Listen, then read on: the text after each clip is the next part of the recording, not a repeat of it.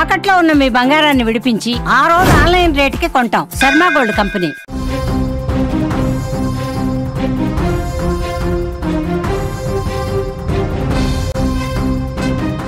Big breaking news చూస్తున్నాం. లక్షిత్ మృతి case ఇంకా కొలిక్కి రాలేదు. వారం రోజులు కావస్తున్న పురోగతి మాత్రం శూన్యం. హత్య జరిగిందా, సహజ మరణమా అనేది ఇంకా డౌట్గా కనిపిస్తోంది. అంగన్వాడీ టీచర్ ఆయాల మీద బుధవారం వేటు వేశారు, వాళ్ళని సస్పెండ్ చేశారు. గ్రామస్తుల్ని పోలీసులు రహస్యంగా విచారిస్తున్నారు. సెల్ టవర్ లొకేషన్ ఆధారంగా విచారిస్తున్న పరిస్థితి. సుమారు 180 కొత్త నెంబర్లను గుర్తించారు. వాళ్ళందరినీ కూడా విచారిస్తున్నారు. ఈ నెల 8న అంగన్వాడీ కేంద్రం నుంచి బాలుడు లక్షిత్ అదృశ్యమయ్యాడు. 10వ తేదీన విగతజీవిగా లక్షిత్ కనిపించిన పరిస్థితి. అయితే ఎలా చనిపోయాడు అన్న విషయానికి సంబంధించి అసలు ఇంతవరకు స్పష్టత రాకపోవటం ఏంటి అంటూ కుటుంబ సభ్యులు, లక్షిత్ బంధువులు తీవ్ర ఆందోళనలో ఉన్నారు. ఆగ్రహం వ్యక్తం చేస్తున్నటువంటి పరిస్థితి. ప్రకాశం జిల్లా కంభం మండలంలోని లింగోజిపల్లి గ్రామంలో మృతి చెందిన లక్షిత్ కేసులో ఇంకా విచారణ కొనసాగుతూనే ఉంది. 10 రోజులు కావస్తుంది. అయినప్పటికీ కూడా ఒక్కటంటే ఒక్క ఆధారం కూడా లభ్యం కాలేదు. 6 రోజులు గడుస్తున్నా సరే ఇంకా బాలుడు ఎలా చనిపోయాడు అన్న దాంట్లో క్లారిటీకి రావటం లేదు. అంగన్వాడీ కేంద్రం నుంచి ఈ నెల 8వ తారీఖున అదృశ్యమై 10వ తేదీన లక్షిత్ విగతజీవిగా పడి ఉన్నాడు. ఆ రోజు నుంచి నేటి వరకు విచారణ చేస్తూనే ఉన్నారు. ఇంతవరకు ఒక్క ఆధారం కూడా లభించలేదు. కుటుంబ సభ్యులు మాత్రం బాలుణ్ణి చంపేశారు అని ఆరోపణలు చేస్తూనే ఉన్నారు. అంగన్వాడీ టీచర్ సొంత కుటుంబ సభ్యులపై అనుమానం వ్యక్తం చేయడంతో ఆ కోణంలో కూడా పోలీసులు దర్యాప్తు చేశారు. మరోవైపు అంగన్వాడీ సిబ్బంది నిర్లక్ష్యం కారణంగా బాలుడి మరణానికి కారణమైందనే విషయం ఇది తీవ్రమైన ఆరోపణ నేపథ్యంలో అంగన్వాడీ టీచర్ గే గోవిందమ్మ, ఆయా కృష్ణకుమారిని విధుల నుంచి తొలగించిన పరిస్థితి. ప్రస్తుతం సెల్ టవర్ లొకేషన్ ఆధారంగా విచారణ జరుగుతోంది. బాలుడు చనిపోయిన సమయంలో ఆయా సెల్ టవర్ లొకేషన్స్లో సుమారు 1,00,000 ఫోన్ నెంబర్లను గుర్తించగా వాటిలో 180 కొత్త నెంబర్స్గా కనుగొన్నారు. అదేవిధంగా గ్రామస్తులను కూడా రహస్యంగా పిలిచి మొత్తం కూడా విషయం సేకరిస్తూ ఉన్నారు. కూపీ లాగుతున్నటువంటి పరిస్థితి ఉంది. ఇదే విషయానికి సంబంధించి మరింత ఇన్ఫర్మేషన్ తెలుసుకుందాం. మా ప్రతినిధి కిరణ్ ఫోన్లో సిద్ధంగా ఉన్నారు. లక్షిత్ మృతి కేసుకు సంబంధించి ప్రస్తుతం ఒక్కటంటే ఒక్క విషయం కూడా బయటకు రాలేదు. లక్షిత్ మృతికి సంబంధించి పోలీసులు లేటెస్ట్గా ఇస్తున్నటువంటి సమాచారం ఏంటి? లక్షిత్ మృతికి సంబంధించి ఇంతవరకు ఒక్క ఆధారమైనా లభించిందా? ఏం చెప్తున్నారు? లక్షిత్ ఈ నెల 8వ తారీఖున ఏదైతే కంభం మండలంలోని లింగోజిపల్లి గ్రామంలో అంగన్వాడికి వెళ్ళి మళ్ళీ 2 రోజుల తర్వాత అయితే 3వ రోజు శవమై తేలడం, ఇంతవరకు కూడా ఆ మృతికి గల కారణం నిశ్చయంగా వీడలేదు. అయితే ఇన్ని రోజులు వారం అవుతున్నా కూడా కేసు అయితే పురోగతి అయితే లభించడం లేదు. అంటే సహజ మరణమా లేదంటే ఎవరైనా హత్య చేస్తారనేది కూడా పోలీసులు కూడా అంతు చిక్కని ప్రశ్నగా అయితే మారింది. అయితే నిన్న తాజాగా ఒక వెలుగులోకి వచ్చింది. అయితే అంగన్వాడికి సంబంధించిన ఎవరైతే టీచర్ గాని ఆయా గాని వీళ్ళ నిర్లక్ష్యంగా కారణంగానే ఎవరైతే లక్షిత్ తప్పిపోయి మృతి చెందాడనే ఒక ప్రాథమిక సమాచారానికి అయితే వచ్చిందని తెలుస్తుంది. అయితే దీనికి ఈ విషయం తెలుసుకున్న అధికారులు కానీ తక్షణమే వెంటనే నిన్న ఎవరైతే అంగన్వాడీ ఆయా గాని టీచర్ని గాని సస్పెండ్ చేయడం అయితే జరిగింది. అయితే పోలీసులు మొత్తం విచారణ అయితే వేగవంతం అయితే చేస్తున్నారు. అయితే ఇందులో భాగంగా 180 కొత్త నంబర్లు గుర్తించారు. మొత్తం 180 కొత్త నంబర్లు ఎవరు, ఎక్కడ వచ్చాయి, ఇవాళంతా మొత్తం ఎంక్వైరీ చేస్తున్నారు. అయితే అందులో ఇప్పుడు లింగోజిపల్లె గ్రామంలో అయితే ప్రతి ఒక్కరిని కూడా గ్రామస్తుల్ని ఎవరైతే అనుమానం ఉన్నా కానీ అనుమానం లేకున్నా ప్రతి ఒక్కరిని కూడా విచారణ అయితే వేగవంతం అయితే చేశారు. కానీ కుటుంబ సభ్యులు ఏం చెప్తున్నారు? 10 రోజులు అవుతుంది, ఇంకా ఎందుకు అసలు పూర్తిగా ఆధారాలతో సహా బయట పెట్టలేకపోతున్నారు? పోలీసు వ్యవస్థ మీద కొంత అపనమ్మకం కనబరుస్తున్నటువంటి పరిస్థితి కుటుంబ సభ్యులు. ఇంకేం చెప్తున్నారు దీని మీద?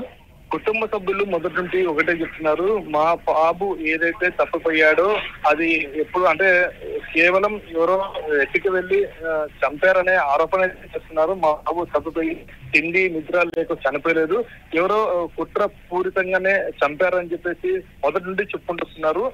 గ్రామస్తులు కూడా అదే చెప్తున్నారు. అంటే ఈ బాబు చనిపోలేదు, సహజ మరణం కాదు, చంపారనేది చెప్తున్నారు. బంధువులు ఇప్పుడు కూడా వాళ్ళు ఎవరు అనేది కనిపెట్టాలా. అయితే తమ పైన ఆరోపణలు చేస్తున్నారు.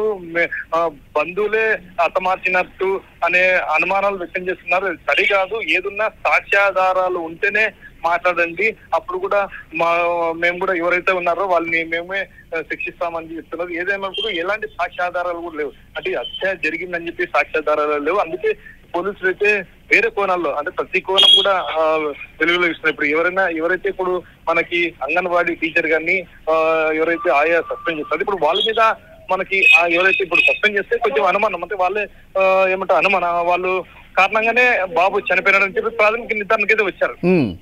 అది అంటే నిర్లక్ష్యమా లేకుంటే వీళ్ళ ప్రమేయం ఉందా, ఎవరైనా హత్య చేయించాలి ప్రమేయం ఉందా అనేది కూడా పోలీసులు విచారణ చేస్తున్నారు.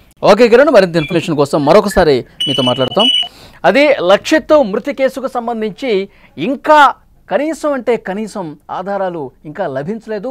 నిజంగా ఇది ఎవరైనా కుట్రపూరితంగా వ్యవహరించి లక్షిత్ను హత్య చేశారా లేదంటే సహజ మరణమా, ఈ విషయానికి సంబంధించి ఇంకా ఇన్వెస్టిగేషన్ జరుగుతుంది, దర్యాప్తు జరుగుతూనే ఉంది. చాలామందిని పిలిచి విచారిస్తూనే ఉన్నారు. కానీ ఇంతవరకు ఒక్కటంటే ఒక్క ఆధారం కూడా లక్షిత్ మృతి కేసుకు సంబంధించి ఇంకా లభించలేదని చెప్పి పోలీసుల నుంచి ఇన్ఫర్మేషన్ వస్తుంది. ఈ నెల 8వ తారీఖున అంగన్వాడీ కేంద్రం నుంచి ప్రకాశం జిల్లా కంభం మండలం లింగోజిపల్లిలో అంగన్వాడీ కేంద్రం నుంచి బయటకు వచ్చినటువంటి లక్షిత్ 3 సంవత్సరాల బాలుడు ఆ తర్వాత తన ఇల్లును వెతుక్కుంటూ అదేవిధంగా ముందుకు పోయాడు, దారి తప్పాడు. ఆ తర్వాత ఊరి బయటకు వెళ్ళిపోయాడు, పొలాల్లోకి వెళ్ళిపోయాడు. 3 కిలోమీటర్ల దూరం ప్రయాణం చేసి తినడానికి తిండి లేక, దాహం వేస్తే తాగటానికి వాటర్ లేక తల్లిదండ్రులు అమ్మ అమ్మ అంటూ అతను అక్కడ ఏడుస్తూ అక్కడ పడిపోయాడని చెప్పి ఇవి అనుమానం వ్యక్తం చేస్తున్నారు. ఇదే జరిగి ఉంటుందని చెప్పి చాలామంది చెప్తున్నారు. కానీ కుటుంబ సభ్యులు మాత్రం దీన్ని తీవ్రంగా కొట్టిపాడేస్తున్నారు. ఎవరో తెలిసిన వాళ్ళ పని, దారుణంగా మా అబ్బాయిని చంపేశారు, హత్య చేసి ఊరికి దూరంగా పొలంలో పడేశారు అని చెప్పి చాలా బలంగా ఈ విషయాన్ని కుటుంబ సభ్యులు చెప్తున్నారు. తీవ్రమైనటువంటి ఆవేదనతో, ఆక్రందనతో వాళ్ళందరూ మాట్లాడుతున్న పరిస్థితుంది. అయితే ఇక్కడ ఒక్క విషయం చాలా స్పష్టంగా అర్థమవుతుంది. ఎందుకంటే అంగన్వాడీ టీచర్ కావచ్చు, ఆయా కావచ్చు, పూర్తిగా నిర్లక్ష్యంగా ప్రదర్శించారు.